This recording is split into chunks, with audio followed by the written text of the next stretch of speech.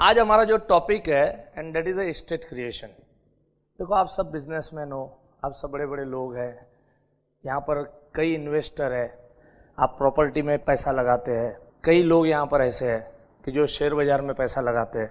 मैं मानता हूँ, आई डू अग्री कि आपके पैसे 40 गुना बढ़ते हैं, 100% बढ़ते हैं। आप आपका पैसा बिजनेस में लगाने भी चाहिए, क्योंकि आपका बिजनेस आपको 100% से ग्रोथ करा के देता है। आपको देखते हुए जब भी मेरे इन एजेंट दोस्तों ने बताया कि सर आपके सामने ऐसे बड़े बड़े बिजनेसमैन आने वाले, तो मैं बैठा बैठा सोच रहा था कि इतने बड़े बड़े बिजनेसमैन हैं, इतने बड़े बड़े लोग हैं, इतने पैसे रोलिंग एक्सपर्ट वे से करते हैं, इन लोगों को इंश्योरेंस की ज़रूरत कहाँ है। कई टाइम से मैं सोच रहा था कि आप जैसे लोगों के लिए तो इंश्योरेंस है ही नहीं। इंश्योरेंस तो एक मिडिल क्लास लोगों के लिए है, छोटे लोगों के लिए है। आपको अगर कल कुछ हो जाता है, करोड़ों का प्रॉपर्टी पड़ा है, कहाँ आपको इंश्योरेंस की ज़रूरत है। लेकिन बाद में मैं सोच रहा था कि आप जो पैसे लगाते हो, आप जो 100% करते हो, क्या वो 100% सेफ है क्या? अगर आपका बिजनेस आपको 100% का प्रॉफिट करता है, तो आपका बिजनेस 100% का लॉस भी कर सकता है। आज तक आपने देखा होगा। और दोस्तों, मैं आप लोगों से, सभी लोगों से मैं इंटरेक्शन की उम्मीद करता हूँ। आप लोग बीच बीच में इंटरेक्ट कीजिए। आप लोग कुछ क्वेश्चन है तो पूछ सकते हैं, आप मेरे से इस तरह से बातें कर सकते हैं। आप ऐसे ही शांत शांत मत बैठिएगा। Is it clear? Good. Now दोस्तों, मैं सोच रहा था, जैसे हम लोग कमाते हैं, आप पैसे कमाते हो, आप क्या करते हो? आप पैसे को डबल कर रहे हो। आज आपका बिजनेस का प्रॉफिट है 20 लाख, तो आप ये कोशिश करते हो कि अगले साल 40 लाख का प्रॉफिट हो जाए, उसके अगले साल 60 लाख का प्रॉफिट हो जाए। आप सोच रहे हो कि कोई नया फैक्ट्री खोल दे, कोई नया बिजनेस सेटअप करे। ये सारी चीज़ें करते रहना चाहिए। लेकिन मुझे एक बहुत बड़े इंडस्ट्रियलिस्ट की याद आ रही है कि उनके सामने मैं बैठा था। बहुत बड़े बिजनेसमैन थे, बड़े बड़े शोरूम्स हैं। जब भी मैं उनके सामने बैठा था, तभी मैं उनको बता रहा था कि आपके हिसाब से आप जो पैसे लगाते हो, ये पैसे ग्रो होते हैं। और ऐसी कुछ बातें स्टार्ट हुई। मीन टाइम उनकी सेक्रेटरी का फ़ोन आया। बहुत बड़ा कोई इंडस्ट्रियलिस्ट की वाइफ आई हुई थी। वो अटेंड करने के लिए उठ के वहाँ पर चले गए। उन्होंने मेरे को कहा, एक्सक्यूज़ मी मुकेश भाई, बहुत बड़े ग्रुप की वाइफ है, सो मेरे को जाना पड़ेगा।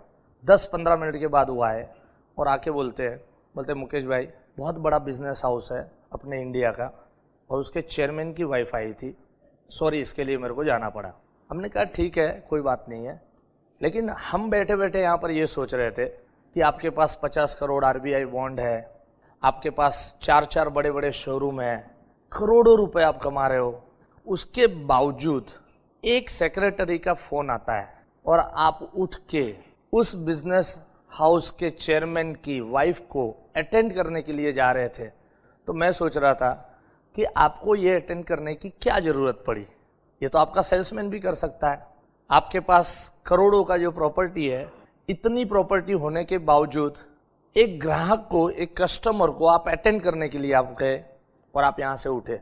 तो सर, मैं आपको ये सवाल पूछता हूँ कि आप उनको क्यों अटेंड करने के लिए उठे? क्योंकि उसमें से कुछ पैसे आप जो कमाएंगे, वो पैसे से आपके फैमिली की टोटल प्रॉपर्टी में कुछ और पैसा ऐड होगा। यस और नो? तो मैं आपको ये पूछता हूँ कि आज इतनी प्रॉपर्टी है, तो एक ग्राहक से होने वाला प्रॉफिट अगर नहीं भी होता तो कोई फर्क पड़ता क्या? नहीं पड़ता। लेकिन उसके बावजूद आप क्यों उठे? Because you are adding some value to your family. Already करोड़ों का प्रॉपर्टी है, उस प्रॉपर्टी में से कुछ प्रॉपर्टी और बढ़े करके आप यहां से उठ क्यों आ गए? तो सही बात है। तभी मैंने उनको कहा था कि सर, मैं भी आपके सामने बैठा हूं, वही काम करने के लिए मैं भी बैठा हूं। मैं भी आपके न रहने पर आपके परिवार में करोड़ों रुपए का प्रॉपर्टी ऐड करवाने के वास्ते मैं यहां पर आया हूं। और तब उनको समझ में आया कि लाइफ इंश्योरेंस क्या चीज़ है। मैंने उनको एक सवाल किया था, उस इंडस्ट्रियलिस्ट को, उस बिजनेसमैन को, कि आपकी family property as on today कितनी है? तो बता रहे थे 200 करोड़ के आसपास फैमिली प्रॉपर्टी है। इतनी प्रॉपर्टी बनाने के वास्ते, 200 करोड़ बनाने के वास्ते आपके जिंदगी के कितने साल लगे? मुस्कुरा के मेरे को बता रहे, बोलते मुकेश भाई, आप मेरी जिंदगी के साल बात कर रहे हो, ये बिजनेस मेरे दादा ने शुरू किया था, मेरे दादा का पूरा जिंदगी चला गया, मेरे पिताजी का पूरा जिंदगी चला गया, मेरा आधा जिंदगी चला गया, 2.5 पीढ़ी लगे हैं, तब जाके 200 करोड़ का प्रॉपर्टी हम बना पाए हैं बम्बे के अंदर। तो मैंने उनको कहा था कि आप अगर चाहे तो आपके 2.5 पीढ़ी को जरूर नहीं पड़ेगी, आप अगर 200 करोड़ का प्रॉपर्टी का ऑलरेडी आप मालिक है, 200 करोड़ का पॉलिसी अगर आप बना लेते हैं तो आपके न रहने पर आपके फैमिली की प्रॉपर्टी 200 करोड़ की जगह पे 400 करोड़ की हो जाएगी। तो मेरे को कहने लगे मुकेश भाई दिस इज वंडरफुल आइडिया। तब हमने कहा था this is what the insurance is. हम इंश्योरेंस को जो आज तक समझते आए हैं, कुछ अलग नज़रिया मैं अभी आपको देने वाला हूँ कि इंश्योरेंस को किस नज़र से आपको देखना चाहिए। इंश्योरेंस जो मैं आपको दिखा रहा हूँ, ये इंश्योरेंस अपनी प्रॉपर्टी को डबल करने का काम करता है। सारा जिंदगी हमने जो कमाया है उतनी प्रॉपर्टी अगर हम छोड़ के जाते हैं तो अगर हमको 2 लड़के हैं तो वो प्रॉपर्टी 2 में डिवाइड हो जाती है। और अमेरिका में हमने काफ़ी कॉन्फ्रेंसेस अटेंड किए, काफ़ी हमने फाइनेंस के रिलेटेड बहुत सारे लोगों के लेक्चर सुने हैं और हमने एक चीज़ देखा हुआ है कि इन लोगों का कहना एक ही होता है घूम फिर के कि your property should not be divided, your property after your death it must be multiply. और हमने देखा है कि प्रॉपर्टी मल्टीप्लाई करने का जो एक ही जरिया है और कंफर्म जरिया है, and that is a life insurance policy. आप लाइफ इंश्योरेंस पॉलिसी के जरिए आप ये प्रॉपर्टी को डबल करवा सकते हो और ये प्रॉपर्टी आपकी अपने आप डबल होके आ सकती है। हमने कई लोगों को ऐसे भी में दी है जहाँ पर उनके 2-2, 3-3 बच्चे हैं, उनके न रहने पर उन प्रॉपर्टियों के 3 टुकड़े होते थे, जो आज के तारीख में हमारी पॉलिसी की वजह से उसके 3 टुकड़े नहीं होंगे और तीनों को उतनी ही प्रॉपर्टी दी जाए, उस तरह का हम प्रोविज़न करवा के दे सकते हैं। आप इसके वास्ते हमारे जो एजेंट दोस्त हैं जिन्होंने आपको ये सुनने के लिए दिया है, आप उनको बुलाइए, आप उनको इनवाइट कीजिए। You give your half an hour time and then see the miracle कि आपकी लाइफ में क्या चेंजेस आ जाते हैं। आप जब इनको सुनेंगे, क्योंकि ये लोग हमारे पास ट्रेंड होके आपके पास आए हैं और आपको वो समझाएंगे कि किस तरह से ये प्रॉपर्टी को डबल किया जा सकता है, ये प्रॉपर्टी को 10 गुना बढ़ाया जा सकता है, तब आपको समझेगा। क्योंकि यहाँ पर आप सभी बिजनेसमैनों के साथ इंडिविजुअली मैं नहीं बैठ सकता हूँ, लेकिन ये जो लोग हैं, जो एजेंटों ने आपको इनवाइट किया है और जिन एजेंटों ने आपको ये सीढ़ी दी है, उन लोगों को आप इनवाइट कीजिए और फिर सुनिए और आपकी प्रॉपर्टी कैसे वो डबल करते हैं। हम भी कुछ आइडिया अभी इस आने वाले आधे घंटे के अंदर आपको देने वाले हैं। जो प्रॉपर्टी के बारे में आप सोच रहे हैं और जो प्रॉपर्टी डबल करने की मैं बात आपको कर रहा हूँ, मैं आपको मेरी एक पार्टी का किस्सा सुनाता हूँ।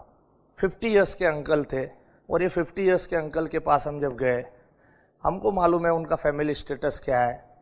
उनका अच्छा खासा एक दुकान है जिसका कॉस्ट 50 लाख के आसपास का है। इनके 2 लड़के, बड़ा लड़का डॉक्टर बन गया है, छोटा लड़का उनके साथ उनके बिजनेस को और उनके दुकान को चला रहा था। 50 के एज में छोटा लड़का अच्छी तरह से दुकान संभाल रहा था, तो ये अंकल ऑलमोस्ट रिटायर्ड लाइफ जैसे जीते थे। दोपहर के वक्त आते थे, दुकान पे बैठते थे, लड़के को घर पे छोड़ते थे, लड़का खाना खा के 3-4 बजे वापस लौटता था और उसके बाद में अंकल अपने अपने काम के लिए निकल जाते थे। लोगों का भलाई का काम, किसी का अच्छाई का काम। कभी फुर्सत मिला तो डॉक्टर जो लड़का बन गया था, जिसका वाशी में डिस्पेंसरी था, उसके पास चले जाते थे। बड़ा अच्छा सा हसमुख फैमिली था। एक दिन हम इनके पास गए और इन अंकल को हमने समझाया कि अंकल, आपका ये परिवार इतना सुखी परिवार है, हम नहीं चाहते हैं कि इस सुखी परिवार पे किसी की नज़र लग जाए। अंकल, हम ये सोचते हैं कि आपका छोटा लड़का, अगर आपको कुछ हो जाता है तो आपका बड़ा लड़का जो डॉक्टर है, वो ये छोटे लड़के के पास अपने पिताजी के प्रॉपर्टी का 50% का हक मांग सकता है या नहीं मांग सकता है? आप बताएं, मांगने आएगा या नहीं आएगा? जरूर आएगा। हमने उन अंकल को कहा कि आपका बड़ा लड़का जब छोटे लड़के के पास दुकान का हक मांगने को आएगा, आपका छोटा लड़का पढ़ा लिखा नहीं है, अब वो कुछ कर भी नहीं सकता है, उसके पास दुकान चलाने के अलावा और कोई ऑप्शन नहीं है, अब ये पोजीशन में आपके न रहने पर ये दुकान का बंटवारा हो जाएगा, और दुकान इतनी बड़ी भी नहीं है कि उसके 2 टुकड़े किए जा सकते हैं। तो आपके छोटे लड़के के पास एक ही ऑप्शन बचता है, ये दुकान को बेचना। और ये दुकान अंकल किसने बनाई है? आपने बनाई है, आपने इसमें खून पसीना डाला है, आपने यहाँ के ग्राहक बंधाए हुए हैं, लेकिन ये दुकान का बंटवारा हो जाएगा। और आपके छोटे लड़के को आज आप अच्छे अट्टे कट्टे हैं, भगवान न करे, लेकिन अगर 80 साल में अगर आपका देहांत हुआ तो आपके लड़के का वो टाइम पे एज हो सकता है 45 के आसपास का हो सकता है। तो आप ये सोचो कि 45-50 के एज में आपके लड़के को एक बना बनाया दुकान जिसमें उसने भी खून पसीना डाला है, वो उसको बेचना पड़ सकता है। अंकल बड़े टेंशन में आ गए। हमने कहा अंकल, इसमें आपके बड़े लड़के का भी कोई गुनाह नहीं है, छोटे लड़के का भी कोई गुनाह नहीं है, लेकिन एक बात ज़रूर है, चाहे कुछ भी हो जाए, लेकिन जो प्यार अब 2 भाइयों में है वो उसके बाद में नहीं रहेगा। अंकल सोचने में पड़ गए, बोलते बेटा बात तो एकदम पते की कर रहे हो। हमने कहा अंकल, इसका एक ही सॉल्यूशन हमारे पास है। बोलते क्या है? तभी हमने उनको कहा था कि अंकल एक काम हो सकता है, पैसों की कोई प्रॉब्लम नहीं है, आप 50 लाख रुपया इंश्योरेंस में क्यों नहीं लगाते? 50 लाख रुपीज़ का आप इंश्योरेंस पॉलिसी क्यों नहीं लेते, जिसके लिए आपको प्रीमियम भरना आएगा, नॉमिनल प्रीमियम आपको आएगा 2 लाख 2.25 लाख के आसपास आएगा। अंकल सोचने में पड़ गए। अंकल बोलते हैं उससे क्या होगा बेटा? हमने कहा अंकल, अगर कल उठ के आपको कुछ हो जाता है तो 50 लाख रुपए इंश्योरेंस कंपनी देगी, और ये 50 लाख रुपए आपका छोटा लड़का आपके बड़े लड़के को दे देगा।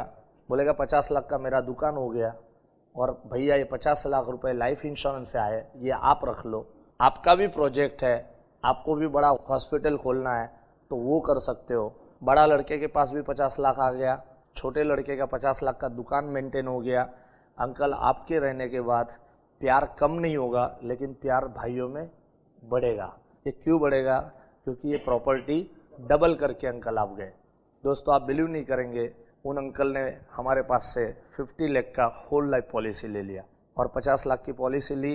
कल उठ के अगर रेट बढ़ता है दुकान का तो भी कोई प्रॉब्लम नहीं है, क्योंकि ये पॉलिसी में भी बोनस मिलता है। तो जितना मार्केट के अंदर जगह का रेट बढ़ेगा उतना पॉलिसी का वैल्यू भी बढ़ेगा। हो सकता है चलो छोटा मोटा डिफरेंस आ भी गया, तो उस छोटा मोटा डिफरेंस छोटा लड़का अफोर्ड कर सकता है। छोटा लड़का 50 लाख में से 25 लाख देना अफोर्ड नहीं कर सकता है, लेकिन छोटे लड़के को मालूम है कि अगर 50 लाख का प्रॉपर्टी मेरे पास आया है तो डिफरेंस अगर 2-3 लाख का है तो मैं बड़े भैया को दे सकता हूँ। और दूसरी बात है, अगर डिफरेंस छोटा है, 3-4 लाख का अगर डिफरेंस है, तो बड़ा लड़का डॉक्टर है, वो भी अंडरस्टैंडिंग दिखा सकता है। वो भी बोलेगा भैया मेरे को कोई जरूर नहीं, तू मेरा छोटा भाई है, तेरे वास्ते मैं नहीं छोड़ूंगा तो किसके लिए छोड़ूंगा। और अंकल इस तरह से दोनों भाइयों में प्यार और बढ़ेगा, और आपका पूरा फैमिली जैसे आप अभी खुशी से आप रहते हो वैसे ही बाद में भी खुशी से वो लोग रह पाएंगे। सो दोस्तों आप मेरे को बताओ, लाइफ इंश्योरेंस करवाना आप इस नज़रिए से, आपने आज तक लाइफ इंश्योरेंस को देखा था क्या? नहीं देखा था। मैं लाइफ इंश्योरेंस को इस नज़र से देखता हूँ कि लाइफ इंश्योरेंस हमारे न रहने पर प्रॉपर्टी को डबल करता है, हमारे न रहने पर एस्टेट को बढ़ाता है। और सारी जिंदगी हमने मेहनत किसके लिए की है? प्रॉपर्टी बनाने में, एस्टेट बनाने में। 2 वक्त की रोटी जुटाने वाले आप लोग नहीं है। आप लोगों का वो स्टेज कब का निकल गया है। अब आप कमाना बंद भी कर दो तो भी आप भूखे नहीं रह सकते हो, उतना पैसा आपने बनाया, उसके बावजूद भी आप क्यों कमा रहे हो? Because you are adding some more value to your family. और लाइफ इंश्योरेंस भी दोस्तों वही काम कर रहा है, वो भी आपके न रहने पर आपके फैमिली के अंदर कुछ वैल्यू ऐड करवा के दे रहा है। That is the meaning of the life insurance policy. Now इसमें आप लोगों को ये लगता होगा मुकेश भाई हमारे बिजनेस के अंदर 100% ग्रोथ है तो मैं पूरा पैसा इसमें क्यों ना लगाऊं। दोस्तों मैं आपको ये पूछता हूँ कि आपने 1 करोड़ का प्रॉफिट किया लास्ट ईयर में, मैं ये कहाँ कह रहा हूँ कि 1 करोड़ का प्रॉफिट किया और वो 1 करोड़ आप इंश्योरेंस में डालो। मैं तो ये कह रहा हूँ कि 1 करोड़ का अगर आप प्रॉफिट करते हो तो 1 करोड़ में से 10 लाख रुपया 10% आप जनरल रिजर्व करके लाइफ इंश्योरेंस में डाल सकते हैं कि नहीं डाल सकते। अगर 10% आपने इधर डाइवर्ट किया, आपको 1 करोड़ का प्रॉफिट होता है, वो किसके बलबूते पे होता है? आप ये सोचते होंगे ना कि आपके एक्सपीरियंस से होता है। ये प्रॉफिट कभी भी सिर्फ एक फैक्टर के ऊपर कभी नहीं टिकता है। ये प्रॉफिट किसके ऊपर टिकता है? गवर्नमेंट पॉलिसीज़ के ऊपर टिकता है। गवर्नमेंट के जो जो रूल्स एंड गवर्नमेंट के जो जो सेक्शन बनते हैं, गवर्नमेंट के जो टैक्सेशंस के जो स्लैब है, उसके ऊपर आपका प्रॉफिट डिपेंड करता है। कई बार कुछ टेक्निकल मैटर ऐसी हो जाती है कि कई कंपनियां करोड़ों का लॉस कर बैठती है।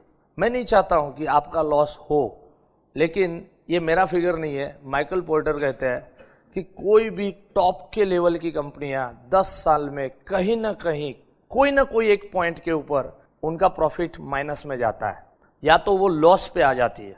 दोस्तों, आप सभी को मालूम है कि एक ज़माना था कुछ कंपनियों का कि जब उनको लग रहा था कि हम कभी माइनस में जा ही नहीं सकते।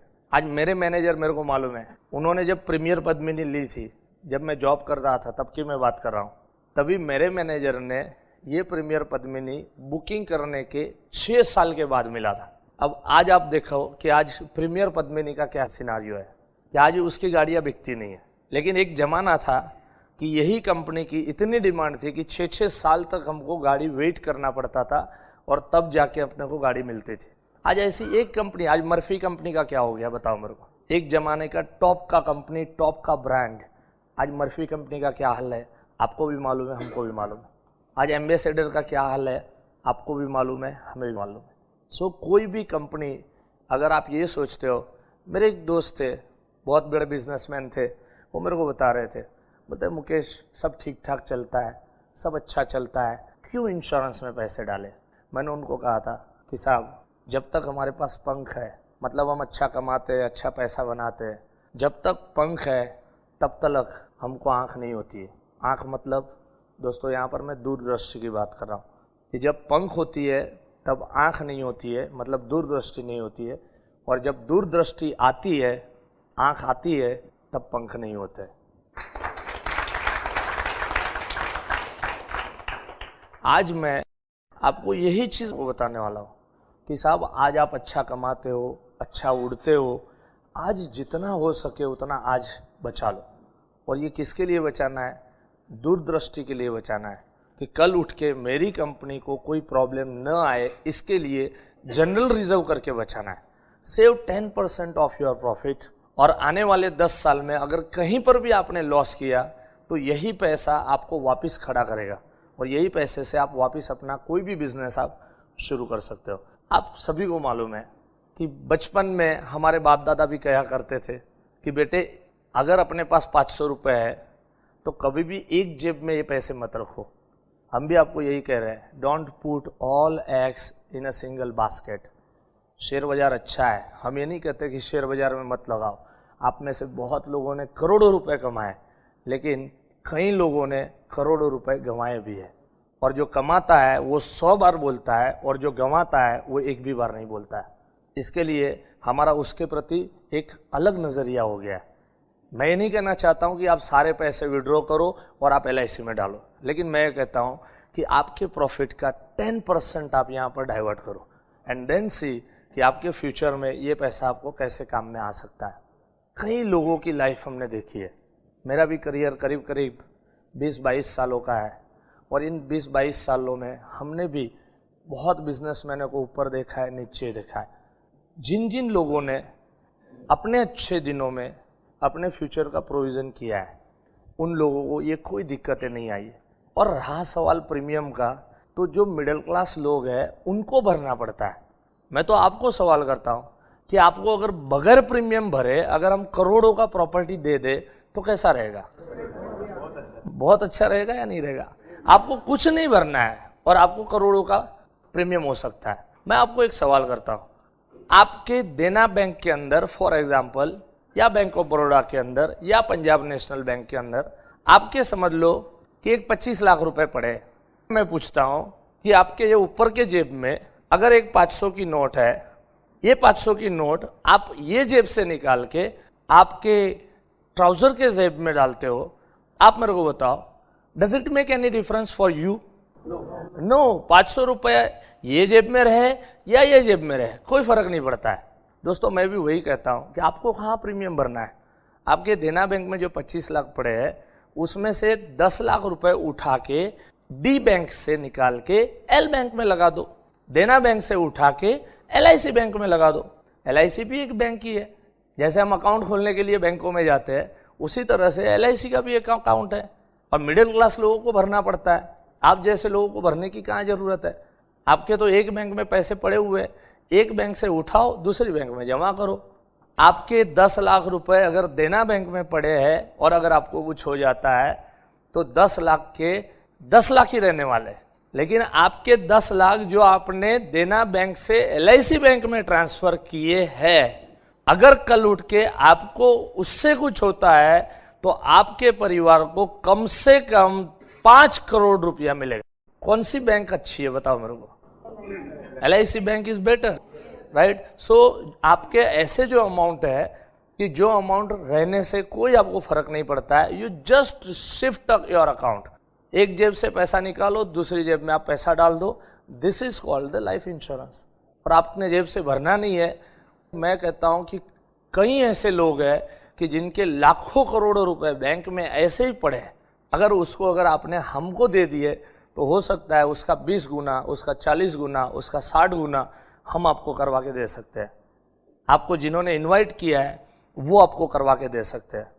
जिन लोगों ने आपको एक सीढ़ी सुनने को दिया है वो लोग आपको करवा के दे सकते हैं। आप उनको बुलाओ, उनके साथ बैठो। मैं मानता हूँ आप बहुत बड़े लोग हैं, मैं मानता हूँ आपके पास समय नहीं है, मैं मानता हूँ आपका समय बहुत कीमती है, लेकिन मैं चाहता हूँ कि आप अगर इनको बुलाते हो, जैसे हम अपने सजने संवरने के ऊपर महीने में 1-2 घंटे का टाइम निकालते हैं, अपने बाल कटवाते हैं, ब्यूटी पार्लर में जाते हैं, तो उसी तरह से फाइनेंस को भी सजाने के लिए इन फाइनेंशियल कंसल्टेंट को बुलाइए। आप यू इनवाइट देम, उनके लिए आप वक्त दीजिए। आपके कीमती समय में से खाली आधा 1 घंटे का वक्त चाहिए और उसके बाद में आप देखिए कि ये लोग आपके साथ में आपकी प्रॉपर्टी कैसे डबल करवा के दे देते हैं। दोस्तों, जिन्होंने भी आपको इनवाइट किया है उनका रोल आपके लाइफ में क्या है? मुझे एक इंसिडेंस याद आ रहा है। आज से कुछ 1.5-2 साल पहले की बात है कि जब बारिश ऑल ओवर इंडिया में बहुत हुआ था, वो टाइम पे मैं मेरा गाड़ी लेके, वो टाइम पे मेरे पास स्कोडा था, स्कोडा ऑक्टाविया कार लेके निकला था। रेड कलर की फर्स्ट क्लास गाड़ी थी, वाइट कलर के कवर मैंने उसमें लगवाए थे। गाड़ी जैसे ही आगे जा रही थी, मैं सूरत की ओर जा रहा था, बड़ी तेज की बारिश थी। ड्राइवर देख रहा था, मैं पीछे बैठ के पेपर पढ़ रहा था, डिम लाइट चालू था। ड्राइवर जब आगे देख रहा था, उसको बहुत दूर कोई एक आदमी हाथ दिखाते हुए दिखाई दिया। ड्राइवर ने मेरी ओर देखा, हल्का सा उसका इशारा कह रहा था कि साहब रास्ते में कोई देख रहा है, रास्ते में कोई खड़ा है, क्या किया जाए? आधी रात का समय था, सुमसाम रास्ता था, भयानक बारिश थी। मैं सोच रहा था कि ये आदमी कौन हो सकता है? ऐसे सुमसान रास्ते पे कोई चोर लुटेरा हो सकता है, कोई गुंडा मवाली हो सकता है, मेरे जान को हानि पहुंचा सकता है, मेरे ड्राइवर को मार सकता है, कुछ भी कर सकता है ये आदमी। बड़ा डर रहा था मैं। जैसे जैसे गाड़ी नज़दीक पहुंच रही थी, मेरा दिमाग और तेज चल रहा था। जैसे ही और नज़दीक गाड़ी पहुंची, यह आदमी बराबर बीच सड़क पे आके खड़ा हो गया। अब मेरा टेंशन और बढ़ गया, क्या होगा राम जाने। दोस्तों, मजबूरन गाड़ी रोकना पड़ा। मैं सोच रहा था शायद लिफ्ट मांगे तो मेरी गाड़ी को ख़राब कर सकता है, शायद दादागिरी से कांच तोड़ के मेरे को लूट सकता है, मेरे को मार सकता है, मेरे ड्राइवर को मार सकता है, कुछ भी हो सकता है। जैसे ही गाड़ी रोका, बड़ी ज़ोर की ब्रेक मारी थी, वो आदमी मेरे पास आया। उसके हाथ में छाता था पूरा, लेकिन फिर भी भीग गया था क्योंकि बारिश बहुत थी। मेरे विंडो के पास आके 3-4 बार उसने नॉक किया, ज़ोर ज़ोर से नॉक कर रहा था। बहुत डर रहा था मैं। धीरे से मैंने स्लाइडिंग को थोड़ा नीचे किया मैंने, जिससे वो उसकी उंगली भी अंदर ना घुसा सके। इतनी सी जगह मैंने रखी और मैं ज़ोर से उसको चिल्लाया, रुक्ष आवाज़ से चिल्लाया, भैया क्या है, आधी रात को बीच सड़क में क्यों खड़े हो आप? वो मेरी ओर मुस्कुराया, अपने एक हाथ से छाते को एडजस्ट करके 2 हाथ जोड़ के वो मेरे को कह रहा है, सेठ जी ये गाड़ी को आगे ना लेके जाए, आगे का ब्रिज बड़ा कमज़ोर ब्रिज है, कोई भी मोमेंट पे टूट सकता है, सो मेहरबानी करके आप ये गाड़ी को आगे ना लेके जाए। मैं सोच रहा था कि ये तो मेरे लिए साक्षात भगवान है और मैं इसको क्या समझ रहा था। दोस्तों, आप लोग आपके इंश्योरेंस एजेंट को जो हिसाब से आप देखते हैं, जो नज़र से आप देखते हैं, मैं आज उनकी नज़र चेंज करने आया हूँ। वो लोग भी आपसे कुछ नहीं चाहिए, आपकी लाइफ में कुछ योगदान करने यहाँ पर आए।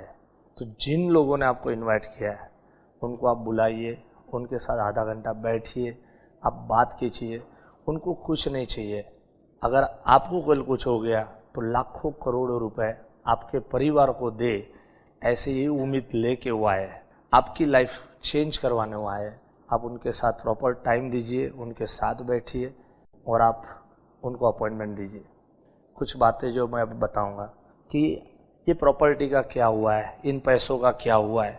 दोस्तों, मैंने इन 6-7 सालों के अंदर, जब से मैं लाइन में आया हूँ तब से मैंने देखा है कई जगह पे कई होनारतें हुई है।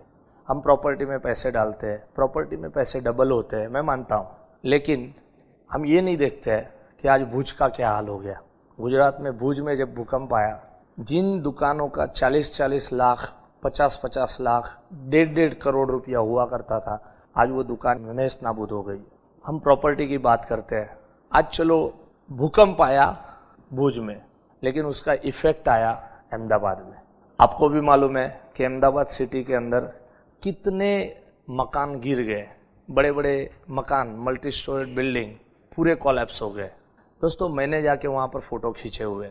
आज मैंने देखा है वहाँ पर कि लोग जो गुरूर में घूमते थे कि हमारा बिल्डिंग में ये प्रॉपर्टी है, वो प्रॉपर्टी है, आप बिलीव नहीं करेंगे, जो फ्लैट 30-30 लाख के फ्लैट थे, कोई 6 लाख में भी उसको खरीदने के लिए तैयार नहीं था।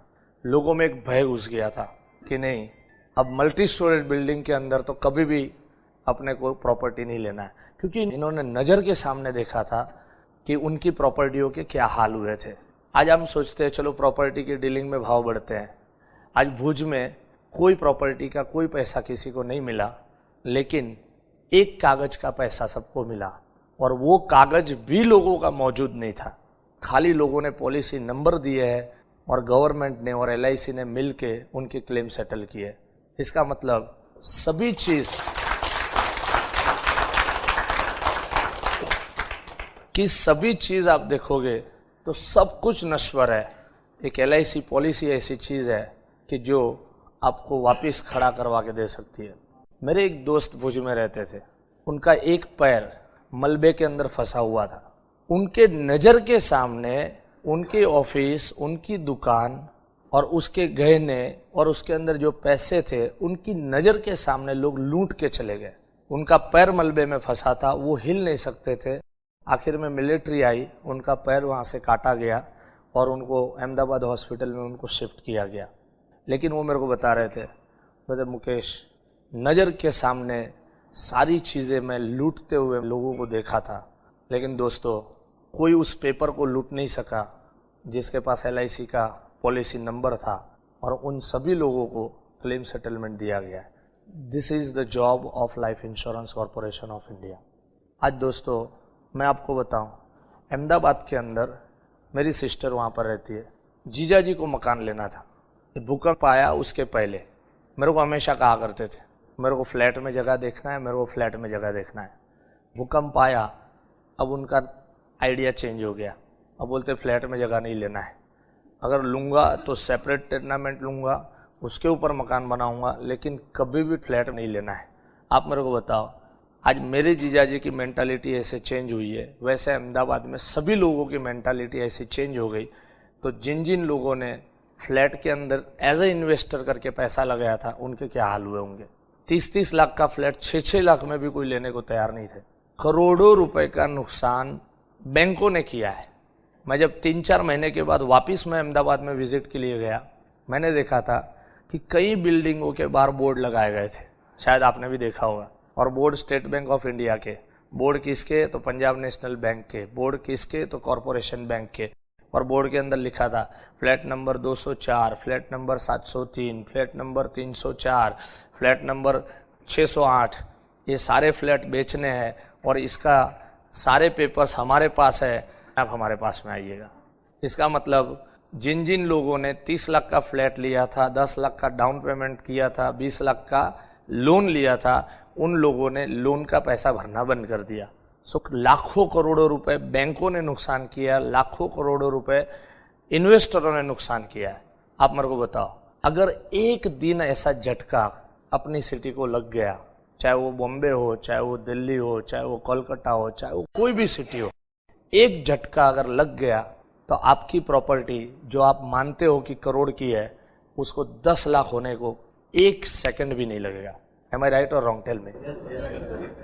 मैं आपको डराना नहीं चाहता, मैं जो हकीकत है वो मैं आपको बता रहा हूं। मैं आपको ये बता रहा हूं कि वो पैसा करोड़ का 10 लाख हो सकता है, लेकिन LIC में जो 10 करोड़ आपने भरे हैं वो कभी भी 10 करोड़ का 1 लाख नहीं होगा। आज लोग बोलते हैं चलो बॉम्बे में झटका नहीं आया, लेकिन बॉम्बे में भी ऐसे झटके लगते हैं। मेरी एक पार्टी को एक झटका लग गया था, उसने एक दुकान लिया, मेरे को बोलता है मुकेश 40 लाख का दुकान लिया है और एस्टेट एजेंट बोलता है कि ये 1 साल के अंदर 1 करोड़ की कीमत को टच करेगा। मैंने कहा अच्छी बात है, उसका छोटा मोटा पॉलिसी ऑलरेडी मेरे पास है। उसने अपनी जिंदगी भर की मूड़ी उसने 40 लाख की दुकान के ऊपर लगा दिया, बस 40 लाख का उसको 1 करोड़ का भूत दिखाई दे रहा था। दोस्तों, उस प्रॉपर्टी का आज क्या हाल हुआ? उसने जहाँ जगह लिया था उसके बैक साइड में, जहाँ पर लोग कूड़ा कचरा डालते थे, उस प्लॉट को डेवलप करके वहाँ पर बिग बाजार ने बहुत बड़ा शोरूम खड़ा कर दिया। अब इसकी रोड फेसिंग दुकान में कोई आदमी शॉपिंग करना है तो इसकी रोड फेसिंग दुकान में जाएगा या पिछवाड़े में बिग बाजार में जाएगा? आप मेरे को बताओ।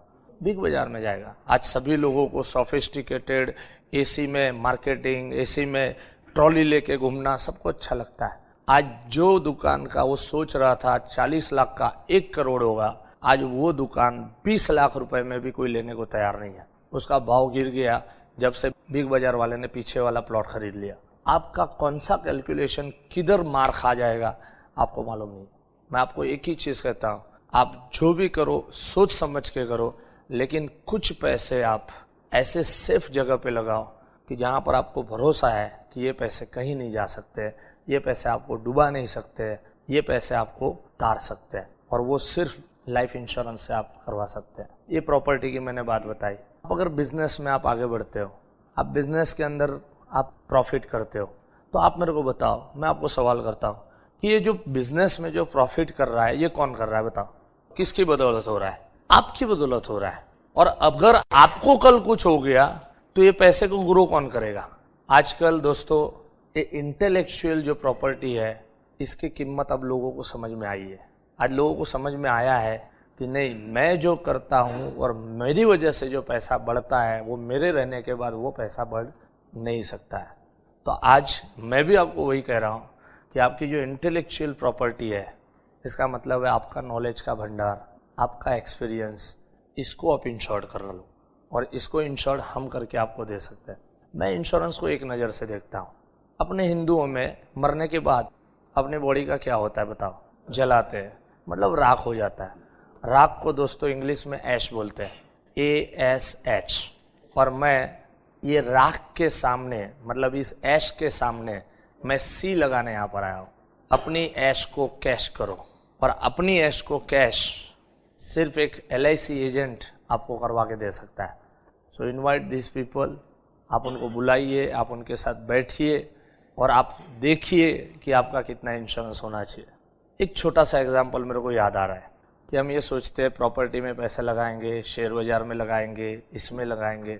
दोस्तों, कुछ दिन पहले की बात है कि गुजरात समाचार के अंदर और सभी बड़े बड़े न्यूज़पेपर के अंदर, टॉप के न्यूज़पेपर के अंदर, इकोनॉमिक टाइम्स के अंदर, सभी जगह पे एक न्यूज़ आया था कि एक ही दिन में शेयर बाजार टूट गया और 2.5 लाख करोड़ लोगों के नुकसानी में गए। मैं नहीं चाहता हूँ कि उन करोड़ों रुपए में आपके भी रुपए फंसे, इसके लिए मैं आपको कह रहा हूँ, और बार बार मैं कह रहा हूँ कि कुछ पैसा आप सेफ जगह पे लगाओ कि जो आपकी ज़िंदगी बना सकता है, जो आपकी लाइफ बना सकता है। जैसे मैं अभी कहा कि एक छोटा सा एग्जांपल हमको याद आ रहा है। आज प्रॉपर्टी डबल करनी है, आज जो डिवाइड का जो रूल चल रहा है उसको मल्टीप्लाई में करना है, तो आपको अपनी इंश्योरेंस पॉलिसी को बढ़ा के वो चीज़ को आप डबल करवा सकते हैं।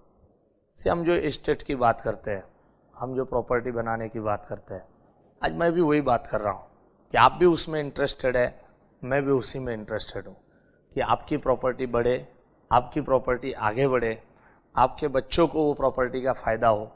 मैं तो दोस्तों वो एक मज़ेदार बात सोच रहा था कि आज मेरे दादा नहीं है, अगर मेरे दादा जब भी एक्सपायर्ड हुए तभी अगर लोगों में इंश्योरेंस अवेयरनेस वो ज़माने में होता और मेरे दादा ने बहुत बड़ा नहीं लेकिन अगर 10 लाख का भी बीमा कराया होता तो आज मेरे पिताजी की लाइफ इतनी सुंदर होती, क्योंकि मेरे पिताजी ने मेरे दादा के एक्सपायर्ड होने के बाद अपनी 6 बहनें और 2 भाइयों की शादी करवाई है।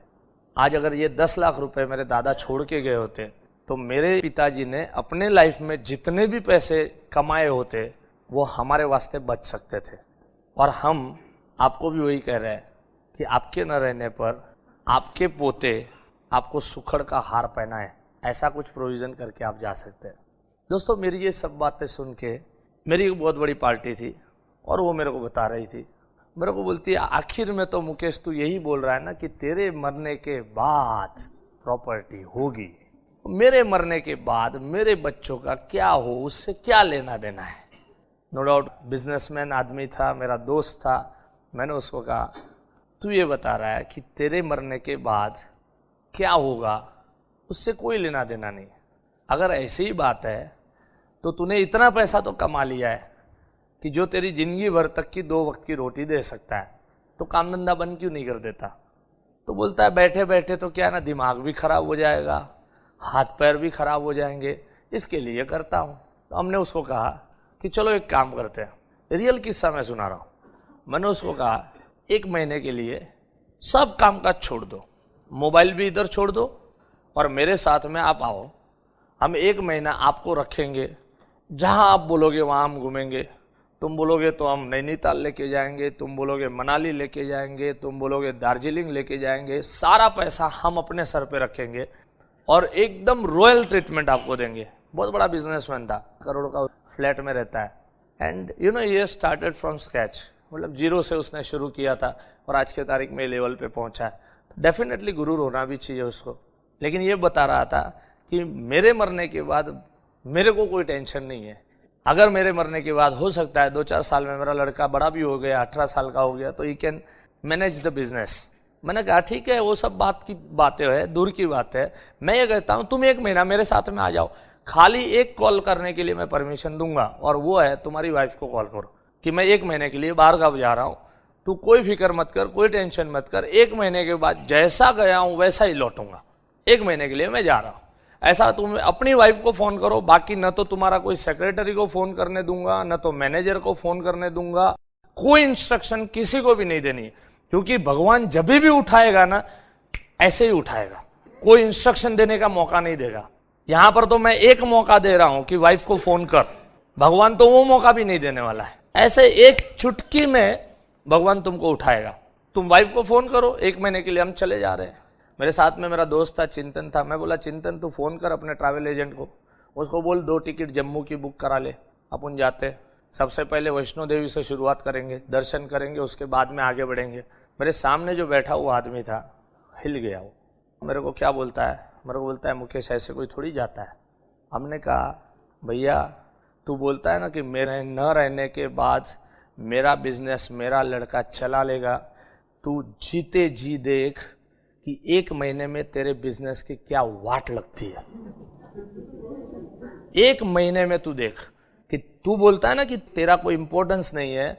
मैं तुझे एक ही सवाल करता हूं कि 1 महीना तू देखने के लिए तैयार नहीं है, यू आर नॉट एबल, खड़े होने को तू तैयार नहीं है अपनी सीट से।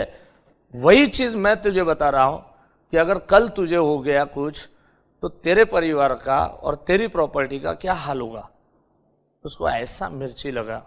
लेकिन उसके बाद में वो आदमी ने रात भर में सोचा, सोचने के बाद में उसने फ़ोन किया, बोलता है एक काम करो, करोड़ का पॉलिसी ले लो। And he has taken a policy.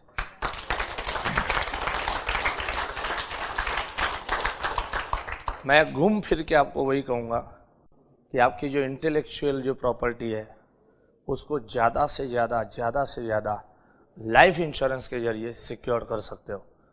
आपके पास और कोई ऑप्शन नहीं है, देयर इज़ नो ऑप्शन। मैं आपको लास्ट एक किस्सा सुनाऊंगा। मेरा एक डॉक्टर दोस्त है and he has taken 1 crore policy. जब भी मैं उसको मिलने को गया तो मेरे को बता रहा था 6 लाख का पॉलिसी है, 5 लाख का जीवन श्री है, 1 लाख का मनी बैक है। मुझे मालूम है being a doctor he is earning lots of money. हमने उनको कहा कहीं ना कहीं तो तेरे को लगाना पड़ता है, तो बोलता है म्यूचुअल फंड में लगाते हैं, कुछ कुछ प्रॉपर्टी खरीद लेते हैं, शेयर्स खरीदते हैं। हमने उसको कहा कि 6 लाख का इंश्योरेंस इनफ है क्या? तो मेरे को बता रहा है और कितना होना चाहिए। देखो दोस्तों, हम इंश्योरेंस के मामले में क्या समझ बैठे हैं वही मेरे को समझ में नहीं आता है। 2 लाख का इंश्योरेंस, 3 लाख का इंश्योरेंस। डॉक्टर को हमने पूछा, डॉक्टर साहब आपको इनफ लगता है ये? तो डॉक्टर साहब बोलते बहुत हो गया, इंश्योरेंस कितना होना चाहिए? 6 लाख बहुत है। मैंने एक छोटा सा एग्जाम्पल उनको दिया था कि डॉक्टर साहब कल सुबह में अर्ली मॉर्निंग में हम लोग एयरपोर्ट पे मिलते हैं, मैं मेरी इंश्योरेंस की कॉन्फ्रेंस को अटेंड करने जा रहा हूँ, आप आपकी मेडिकल कॉन्फ्रेंस को अटेंड करने जा रहे हैं। आप मुझे देखते हैं, अरे डॉक्टर साहब आप यहाँ कैसे? बस एक मेडिकल कॉन्फ्रेंस में जा रहे हैं। आपके पास भी किंगफिशर की टिकट है, हमारे पास भी किंगफिशर एयरलाइन की टिकट है। हम दोनों किंगफिशर एयरलाइन के काउंटर पे खड़े हैं बोर्डिंग पास इश्यू करवाने के लिए। उतने में एक किंगफिशर का एक एम्प्लॉई हमारे पास आता है और हमारे हाथ में एक छोटा सा पर्चा दे के जाता है और कहता है कि इसको पढ़िए और इसको लिखना पड़ेगा कुछ और साइन करना पड़ेगा। छोटा सा पैड के साथ वो पर्चा था, उसके अंदर लिखा था कि अगर आपको कुछ होता है, ये फ्लाइट के अंदर समझ लो ये नया सिस्टम कोई निकाला है और उन्होंने पर्ची दिया है, उसमें लिखा था कि अगर आपको कुछ जान हानि होती है इस फ्लाइट के जरिए तो आप आपके परिवार को कितने रुपए का कॉम्पेंसेशन देना चाहोगे? राइट डाउन ए जेन्युइन फिगर। दोस्तों आप बिलीव नहीं करेंगे, तो डॉक्टर हैरत से मेरी ओर देखने लगा और मेरे को पूछता है, बोलता है पूरी लाइफ का सवाल है, बोले पूरी लाइफ का क्या फिगर लिखना चाहिए? हमने कहा सर आप सोचिए, आपकी लाइफ है, आप डॉक्टर बने हैं, आपकी प्रैक्टिस इतनी अच्छी चलती है, आप सोचे कि आपकी लाइफ का कितना कॉम्पेंसेशन जेन्युइनली लेना चाहिए। तो मेरे को बोलता है अगर जेन्युइन फिगर अगर देना है तो क्वेश्चन के मोड में पूछ रहे 5 से 7 करोड़ तो होना चाहिए जोशी जी।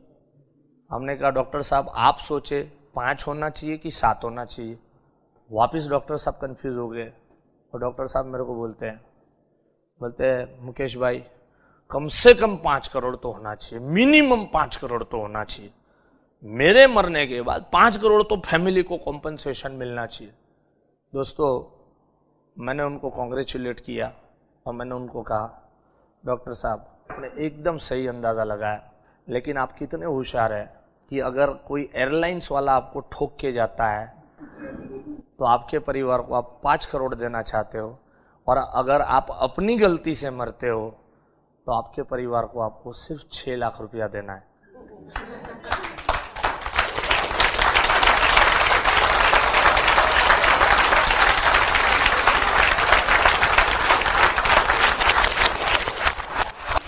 हमने आपको अभी सारी बातें हमने आपको बताई कि एस्टेट क्रिएट करने का क्या क्या एवेन्यूज है यहाँ पर अवेलेबल है।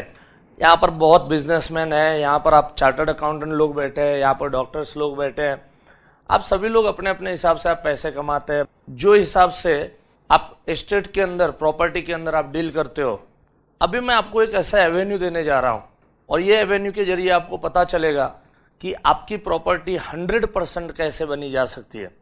दोस्तों हम लोग ज़्यादा से ज़्यादा कमाते हैं, ज़्यादा से ज़्यादा कोशिश करते हैं कि अपने फैमिली को अच्छे से अच्छी प्रॉपर्टी जब हम न रहे तभी छोड़ के जाए। तो आज एक ऐसी प्रॉपर्टी के बारे में हम बात करेंगे कि जो प्रॉपर्टी किस तरह से गारंटीड बनाई जा सकती है।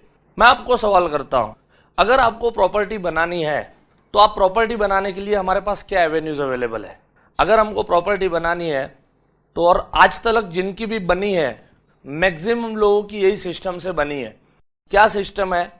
सिंपल सा सिस्टम है, जो हम पैसे कमाते हैं उसमें से ज़्यादा अपने को बचाने शुरू करने पड़ेंगे, और वो अगर हम बचाते जाएंगे तो धीरे धीरे धीरे हमारी प्रॉपर्टी ऐड होती जाएगी, और वो फिर एक हम जब रिटायर्ड होंगे 60 साल के होंगे, या तो जब हम कमाना बंद करेंगे तभी हमारे पास एक अच्छा खासा फंड होगा, एक अच्छी खासी प्रॉपर्टी होगी। अब ये प्रॉपर्टी बनाने के कुछ फंडामेंटल्स है जो बहुत जरूरी है, और ये फंडामेंटल्स क्या है? आप लोगों को एक पेपर दिया गया है, ये पेपर के अंदर आप देखिए कि इसके जो मेन फंडामेंटल्स है मैं आपको पढ़ के यहाँ पर बता रहा हूँ कि इसके मेन फंडामेंटल्स क्या है। सबसे पहला जो फंडामेंटल है, अगर आपको प्रॉपर्टी बनानी है तो वो ये है, we have to save first and regularly. हमको कंपलसरी सेविंग करना पड़ेगा और रेगुलरली अपने को करना पड़ेगा, तभी टारगेट अमाउंट क्रिएट होगा। दोस्तों एक छोटा सा सर्वे भी यहाँ पर दिया गया है कि no person over 20 years have saved regularly with any bank and source American Bank Association survey. American bank ने ये सर्वे किया हुआ है, उनके एसोसिएशन ने सर्वे किया हुआ है कि पिछले 20 सालों में एक भी आदमी ऐसा नहीं था कि जिन्होंने रेगुलर बेसिस पे हर महीना सर्टेन डॉलर बचाने का नक्की किया और उन्होंने वो 20 साल तक पाला, ऐसा आज तक नहीं हुआ है। सो पहला जो फंडामेंटल है कि हमको रेगुलरली पैसा बचाना पड़ेगा। आप ही मेरे को बताओ कि क्या रेगुलरली हमारे पैसे बचते हैं क्या? नहीं बचते। तो मेरे हिसाब से पहला रूल जो है वो 100% गारंटेड नहीं है। दूसरा रूल है, you don't reach the target if you withdraw. चलो आपने अभी रेगुलरली बचाने का तो शुरू कर दिया, जो भी मुश्किल है, लेकिन अगर आपने यहाँ पर मैंने आपको बताया, मैंने आपको समझाया, सेविंग का इंपॉर्टेंस समझाया, उसके बाद में समझ लो आपने शुरू कर दिया, आपने रेगुलर सेविंग शुरू किया, लेकिन बीच में उठा लोगे तो क्या होगा? आप टारगेटेड अमाउंट के ऊपर आप पहुंच नहीं पाओगे। यस और नो? राइट। तो इसका मतलब you don't reach the target if you withdraw. और आप मेरे को बताओ कि 90% of recurring and FDs are terminated before maturity. और ये किसका सोर्स है? सर्वे किया गया है, रिजर्व बैंक ऑफ इंडिया ने किया गया है कि 90% जितनी भी फिक्स डिपॉजिटें बनती है उसमें से 90% मैच्योरिटी के पहले ही उसको विड्रॉ किया जाता है। क्यों? क्योंकि उसके अंदर ऑप्शन है। सो इसका मतलब पहला कंडीशन ये था कि रेगुलरली सेविंग, वो भी होता नहीं है हमसे। दूसरा कंडीशन ये था बीच में विड्रॉ नहीं करना है, वो भी हमसे होता नहीं है। और तीसरा फंडामेंटल ये है कि अगर मुझे 60 साल तक कोई एक अच्छी खासी प्रॉपर्टी बनानी है, कोई अच्छी खासी एस्टेट बनानी है, तो मुझे 60 साल तक जिंदा भी रहना पड़ेगा। और ये 3 कंडीशन अगर मैं फुलफिल करता हूं, first save regularly, second no withdrawal and third I have to live till my 60, ये तीनों चीज गारंटीड नहीं है। ये तीनों चीज दोस्तों मैं बोलता हूं इसको इफ फॉर्मूला है। अगर मैंने रेगुलरली सेव किया तो मेरा एस्टेट बनेगा, अगर मैंने उसको बीच में विड्रॉ नहीं किया तो मेरा एस्टेट बनेगा, अगर मैं 60 साल तक जिंदा रहा तो मेरा एस्टेट बनेगा। सो ये तीनों कंडीशन जो है वो इफ के ऊपर डिपेंड करती है। और दोस्तों हमारी अगर प्रॉपर्टियां कम है या तो हम हमारे पूरे लाइफ टाइम में अगर कम एस्टेट बना पाए हैं तो उसका रीजन एक ही है कि हम ये 3 कंडीशन को फुलफिल बहुत कम लोग करते हैं। और बहुत कम लोग करते हैं, इसके लिए बहुत कम लोगों के पास एस्टेट होता है और बहुत कम लोगों के पास प्रॉपर्टी बनती है। लोग अपना एक घर बनाने के लिए दोस्तों आपको भी मालूम है कि पूरी जिंदगी बिता देते हैं, तब भी अपना खुद का घर नहीं होता है। ये क्यों नहीं होता है? क्योंकि ये 3 कंडीशन सबसे बड़ी कंडीशन है और ये 3 कंडीशन को जो फुलफिल करता है उन्हीं के पास प्रॉपर्टियां बनती है। So it is very difficult formula and this is if formula. जहाँ तक सवाल है कि दुनिया के 90% लोग यही फॉर्मूले के ऊपर वर्क करते हैं और बहुत कम लोग उसमें से सक्सेस पाते हैं। ये फॉर्मूला को हम बोलते हैं सेव एंड क्रिएट, बचाओ और बनाओ। और ये फॉर्मूला इफ के ऊपर डिपेंड करता है। दोस्तों मैं आपको सवाल पूछता हूं कि क्या अगर मैं कोई श्योर फॉर्मूला आपको दूं कि जिससे आपने चाही है वो प्रॉपर्टी 100% गारंटेड बने, अगर ऐसा कोई श्योर फॉर्मूला मैं आपको देना चाहूं तो आप सुनना चाहोगे कि नहीं चाहोगे? ग्रेट। वो फॉर्मूला को हम थोड़ा घुमा के हम आपको बात करते हैं कि पहले वाला फॉर्मूला है सेव एंड क्रिएट, दूसरा वाला फॉर्मूला है क्रिएट एंड सेव। पहले क्रिएट कर डालो। और आज तक दुनिया के अंदर दोस्तों जिन जिन लोगों ने सोचा है और क्रिएट किया है उन लोगों का काम होके ही रहा है। सो आप पहले क्रिएट कर डालो। आज जिन लोगों ने आपको इनवाइट किया है उन दोस्तों को आप बुलाना। वो लोग अगर आपको 1 करोड़ की प्रॉपर्टी बनानी है, वो लोग आपको 1 करोड़ का बॉन्ड बना के कल का कल दे सकते हैं। सो क्रिएट हो जाएगा, एक बॉन्ड हो जाएगा आपके और कॉरपोरेशन के बीच में, आपके और एजेंट के बीच में। कि मैच्योरिटी के ऊपर 1 करोड़ रुपया आपको मिलना ही मिलना है, और इसका रिटन डॉक्यूमेंट आपके हाथ में ये लोग दे देंगे, कैसा रहेगा? सो वो क्या हो गया? Debt is create. जो क्रिएट हो गया उसके बाद में दोस्तों सेव तो करना ही करना है, लेकिन क्रिएट हो करने के बाद सेव कैसे होता है, अब मैं आपको पूछता हूं। देखो पहला यहां पर भी तीनों फंडामेंटल यहां पर हम डिस्कस करें। The target amount is created first and then you save in instalment. आज तक आपने जितने लोगों ने लोन लिया है, मैं आपको सवाल करता हूं, आप लोगों ने सक्सेसफुली उस इंस्टॉलमेंट को पे किया है या नहीं किया है? रेगुलरली आपने पे किया है, बराबर है? मैक्सिमम लोगों ने पे किया है। इसका मतलब अगर हम कुछ क्रिएट कर देते हैं और अगर उसके इंस्टॉलमेंट रखते हैं तो हम पे कर सकते हैं। मैं दोस्तों LIC प्रीमियम को एक ऐसी एस्टेट का इंस्टॉलमेंट समझता हूं कि जो एस्टेट आपको आपके मैच्योरिटी में देने वाले हैं। आप अगर हाउसिंग लोन लेते हैं उसका इंस्टॉलमेंट भी पे करते हैं और उसका इंटरेस्ट भी पे करते हैं, लेकिन यहां पर मैं एक ऐसी एस्टेट दे रहा हूं कि जो एस्टेट के ऊपर आप खाली इंस्टॉलमेंट पे करना, ऊपर से इंटरेस्ट हमारी कंपनी पे करेगी। It is a wonderful thing.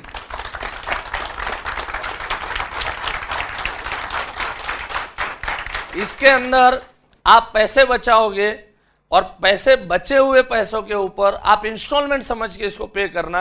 ये इंस्टॉलमेंट के ऊपर मेरी कंपनी इसके ऊपर इंटरेस्ट आपको देगी, आपको बोनस देगी। सो इसका मतलब the targeted amount is created first. पहले टारगेटेड अमाउंट क्रिएट कर डालो। आपको 2 करोड़ की प्रॉपर्टी बनानी है, 5 करोड़ की बनानी है, 10 करोड़ की बनानी है, 50 करोड़ की बनानी है।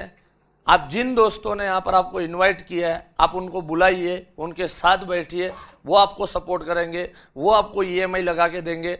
उस EMI के ऊपर आपको इंटरेस्ट नहीं देना है, आपको सिर्फ इंस्टॉलमेंट देना है और इंटरेस्ट हमारी कंपनी वो EMI के ऊपर देगी और आपके पास एक प्रॉपर्टी बन जाएगी। मैं आपको एक सवाल और करता हूं, 1 करोड़ की प्रॉपर्टी अगर भगवान आपको देता है तो आप लेना चाहोगे या नहीं चाहोगे? आपने चलो ले ली, लेकिन 1 करोड़ की प्रॉपर्टी के ऊपर विल यू पे अ म्युनिसिपल टैक्स और नॉट? वो तो पे करना पड़ेगा कि नहीं करना पड़ेगा? अब आप मेरे को बताओ कि 1 करोड़ की प्रॉपर्टी है, 1 करोड़ का आपके पास फ्लैट है, कितना परसेंटेज म्युनिसिपल टैक्स है या तो सोसाइटी का टैक्स है, कितना परसेंटेज आपको पे करना पड़ेगा? 2 to 3% के हिसाब से आपको पे करना पड़ेगा। मैं आपको वही कह रहा हूं कि आप सिर्फ 2 से 3% म्युनिसिपल टैक्स दो मेरे को, आपका 1 करोड़ का प्रॉपर्टी कुछ सालों के बाद मैं आपको डिलीवर करके दे दूंगा। Just by paying a municipal tax you can create a property of crores of rupees। आप खाली 2% आपको दे दो, आप हमको 2 लाख का प्रीमियम अगर दे देते हो, मैं आपको 1 करोड़ का प्रॉपर्टी बनवा के दे दूंगा। आपको 20 साल के बाद आपकी 1 करोड़ की प्रॉपर्टी हो जाएगी। लोगों को ऐसी प्रॉपर्टी बनाने के लिए जिंदगी अब बीत जाती है, लोग बना नहीं पाते, लेकिन आप इसके जरिए बना सकते हैं। Most people have accomplished their target by paying in instalment. Source Harvard University ये कहती है कि मैक्सिमम लोग जो इंस्टॉलमेंट में पे करते हैं वो अपनी प्रॉपर्टियां बना लेते हैं। मैं आपको ऐसी प्रॉपर्टी दे रहा हूं कि जो प्रॉपर्टी का इंस्टॉलमेंट आज आपसे आप स्टार्ट कर सकते हो। सो पहला कंडीशन सेव रेगुलरली, इसके अंदर फुलफिल होता है। आपको और एक सवाल हम करते हैं, कितने लोगों की LIC पॉलिसियां है? हाथ ऊपर करेंगे आप।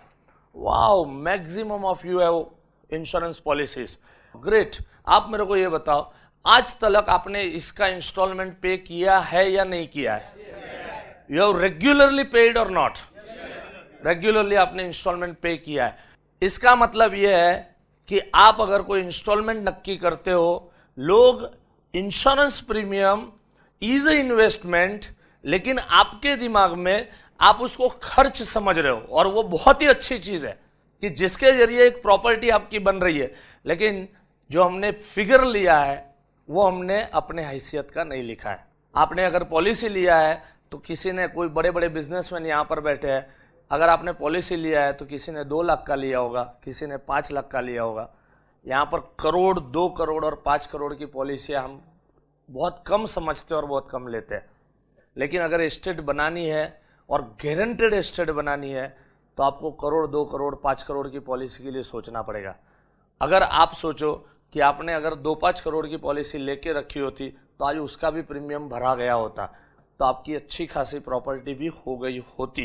यस और नो, राइट? और वो भी गारंटेड यहाँ पर हो गई होती। क्यों? क्योंकि इसमें रेगुलरली सेविंग पॉसिबल है। दूसरी चीज़ है कि इसके अंदर विड्रॉवल पॉसिबल नहीं है, और अगर पॉसिबल है तो भी ये विड्रॉवल जो है वो एकदम नॉमिनल अमाउंट का होगा, क्योंकि आपकी प्रॉपर्टी बनानी है 1 करोड़ की, और अगर आपने विड्रॉ किया भी लोन के जरिए LIC से तो नॉमिनल अमाउंट होगा।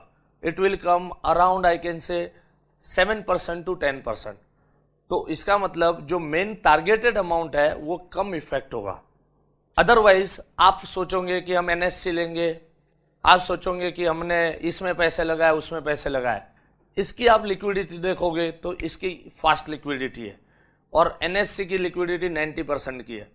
तो आपने जो बचाया आपने 90% उठा लिया, तो आपका टारगेटेड अमाउंट जो है वो 90% से इफेक्ट हो गया। सो इसके लिए हमारे पास जो पैसे रहते हैं वो यहाँ पर गारंटेड रहते हैं। हमारे पास जो आपके पैसे रहेंगे वो आप विड्रॉ लोग नहीं करते। लोग LIC के पैसे को लास्ट में हाथ लगाते हैं, जब कोई सोर्स नहीं बचता है तब वो आदमी सोचता है कि नहीं चलो अभी हम LIC के पैसे से हमारा कुछ काम बाकी है वो हम करें। सो लास्ट में हम LIC के पैसे को हाथ लगाते हैं।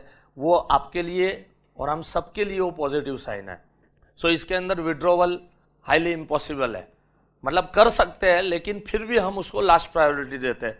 So even if you withdraw, targeted amount is guaranteed and the effect is negligible. Targeted amount is guaranteed instantly if you don't survive. देखो पहले वाली कंडीशन में क्या था, आपको 60 साल जिंदा रहना कंपलसरी था, तभी जाके वो टारगेट अमाउंट के पहुंच सकते थे।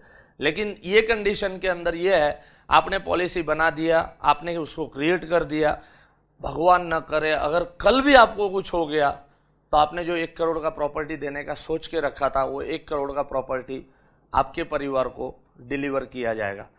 सो ये प्रॉपर्टी आपने जो सोची है वो बनाने के लिए जरूरी नहीं है कि हम रहे या न रहे, ये अपनी प्रॉपर्टी बन सकती है। तो आप दोस्तों देख सकते हैं कि ऊपर की जो कंडीशन हमने आपसे डिस्कस किया उसमें हमने आपसे ये डिस्कस किया था कि हमको सेव रेगुलरली करना पड़ेगा, जो पॉसिबल नहीं है। हमने आपको ये डिस्कस किया था कि आपको विड्रॉ नहीं करना पड़ेगा, वो भी पॉसिबल नहीं है। हमने आपको ये कहा था तीसरा कंडीशन कि हमको कंपलसरी जिंदा रहना पड़ेगा अगर प्रॉपर्टी बनानी है, वो भी हमारे हाथ की, आपकी और मेरे बस की बात नहीं है।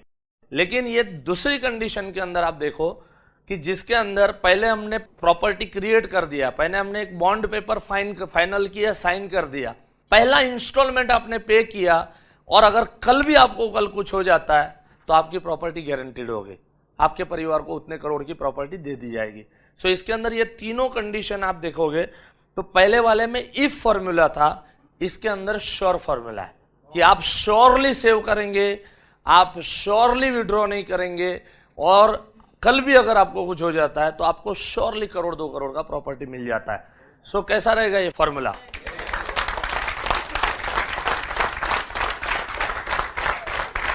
Thank you very much.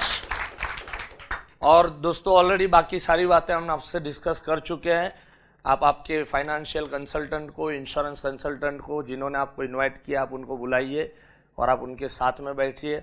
और दोस्तों एक बात और मैं कहना चाहूँगा कि जिन लोगों ने आपको इनवाइट किया है या तो जिन लोगों ने आपको ये CD सुनने को दिया है, ये सभी लोग इंश्योरेंस का समझ लीजिए MBA टाइप का कोर्स इंस्टीट्यूट ऑफ एक्सीलेंस के जरिए कर रहे हैं।